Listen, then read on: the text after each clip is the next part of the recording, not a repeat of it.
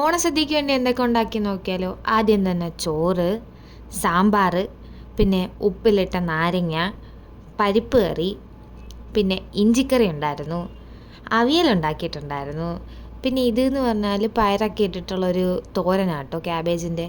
ലഡു നമ്മൾ പുറത്തുനിന്ന് വാങ്ങിയതാ. പിന്നെ പപ്പടം. അപ്പോൾ കറികളൊക്കെ ഇത്രയുമായിരുന്നു. ശേഷം ഞാൻ ഇന്ന് പായസം ഉണ്ടാക്കിയത് വെർമസല്ലിയുടെ പായസമാട്ടോ. പിന്നെ വാഴയില തപ്പി നടന്നു, കിട്ടിയില്ല. സോ നമ്മുടെ സ്റ്റീൽ പ്ലേറ്റിലാണ് സദ്യ കഴിച്ചത്.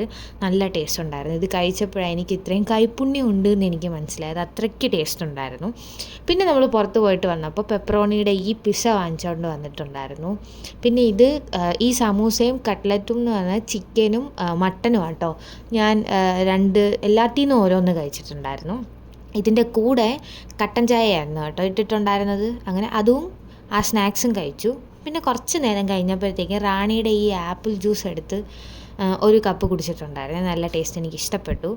ഇത് വൈറൽ കുനാഫ ചോക്ലേറ്റ് ഇല്ലേ, അതിൻ്റെ കുനാഫ ബിസ്കോഫ് വരുന്ന നമ്മുടെ ഇവിടെ കിട്ടുന്ന സാധനം കേട്ടോ. നല്ല ടേസ്റ്റ് ഉണ്ടായിരുന്നു ഈ ചോക്ലേറ്റ്. പിന്നെ ഇന്ന് ഡിന്നർ നമ്മൾ പുറത്തുനിന്നായിരുന്നു. ബട്ടർ ചിക്കനും ബീഫ് ഫ്രൈയും പൊറോട്ടയും. അപ്പോൾ ഓണമായിട്ട് ഇത്രയൊക്കെയാണ് ഞാൻ കഴിച്ചത്.